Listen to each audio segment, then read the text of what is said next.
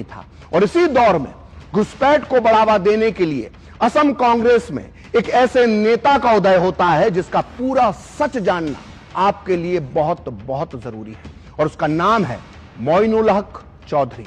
आपको यह जानकर झटका लगेगा कि आजादी से पहले मोइनुल हक चौधरी मुस्लिम लीग के नेता हुआ करते थे। इतना ही नहीं, वो मुस्लिम लीग के यूथ फ्रंट के महासचिव होने के साथ साथ कुछ समय के लिए मोहम्मद अली जिन्ना के प्राइवेट सेक्रेटरी भी रहे थे।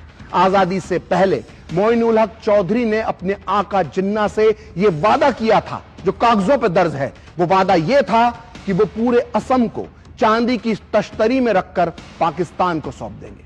अगर आपको लगता है कि जिन्ना का यह चेला पाकिस्तान बनने के बाद अपने आका जिन्ना के पास चला गया होगा तो आप फिर गलत हैं। आजादी के बाद मोइनुल हक चौधरी मुस्लिम लीग छोड़कर कांग्रेस में शामिल हो गए, जहां उन्होंने असम कांग्रेस के एक बड़े नेता और भारत के पूर्व राष्ट्रपति फखरुद्दीन अली अहमद का दामन थाम लिया। मोइनुल हक चौधरी 5 बार विधायक बने, जी हां 5 बार, और 1967 में जाकर असम सरकार में मंत्री भी बन गए। लेकिन सबसे हैरानी की बात है कि जिन्ना के इस चेले को 1971 में प्रधानमंत्री इंदिरा गांधी ने अपने मंत्रिमंडल में शामिल कर लिया और मोइनुल हक चौधरी देश के औद्योगिक विकास मंत्री बना दिए गए। कितने अफसोस की बात है कि जो व्यक्ति जिन्ना का पर्सनल सेक्रेटरी था, एक दिन इस देश का मंत्री बन गया, वो भी केंद्र में।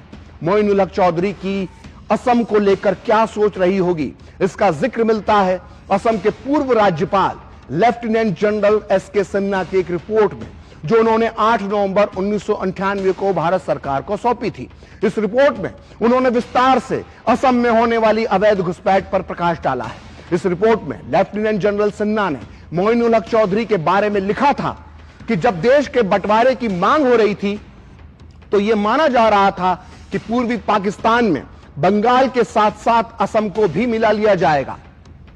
मोहम्मद अली जिन्ना के निजी सचिव मोइनुल हक चौधरी, जो आजादी के बाद असम में मंत्री बने और बाद में केंद्र सरकार में भी मंत्री पद पर रहे, उन्होंने जिन्ना से कहा था कि हम असम को चांदी की थाली में रखकर आपको सौंप देंगे। बाद में जिन्ना ने भी कहा था कि असम मेरी जेब में है। तो वोट बैंक के लालच में असम में बड़ी संख्या में अवैध मुस्लिम घुसपैठियों को बसाया गया। जिन्ना की मुस्लिम लीग से आजादी के बाद कांग्रेस में आए मोइनुल हक चौधरी जैसे नेताओं के सर पर कांग्रेस के पुराने और वरिष्ठ नेता फखरुद्दीन अली अहमद का हाथ था।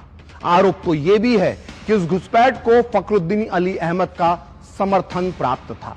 ये वही फखरुद्दीन अली अहमद हैं जो बाद में जाकर इस देश के राष्ट्रपति बने, और उन्होंने ही इंदिरा गांधी के कहने पर 1975 में बतौर राष्ट्रपति देश में इमरजेंसी थोपी थी।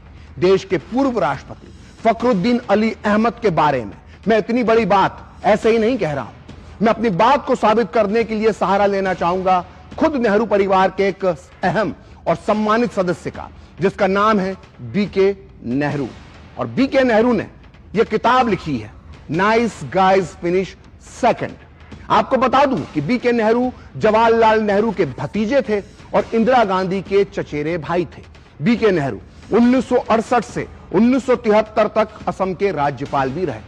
उन्होंने अपनी इस मशहूर किताब नाइस गाइज फिनिश सेकंड में यह आरोप लगाया है कि जब जब उन्होंने असम में घुसपैठ की समस्या का मुद्दा उठाया तो उसे फखरुद्दीन अली अहमद जैसे नेताओं ने मुसलमानों पर अत्याचार बताकर इंदिरा सरकार से खारिज करवा दिया। बी.के. नेहरू अपनी इस किताब नाइस गाइज फिनिश सेकंड के पेज नंबर 543 पर लिखते हैं कि मेरे कार्यकाल के दौरान अवैध घुसपैठियों को निकालने के प्रयास शुरू हुए थे, लेकिन हुआ यह कि फखरुद्दीन अली अहमद, मोइनुल हक चौधरी और डी.के. बरुआ ने दिल्ली में जाकर यह शोर मचाया कि असम में मुसलमानों पर अत्याचार किए जा रहे हैं। दिल्ली यानी केंद्र सरकार ने इस शोर का समर्थन किया क्योंकि पूर्वी पाकिस्तान से आए मुसलमान कांग्रेस के लिए वोट बैंक थे।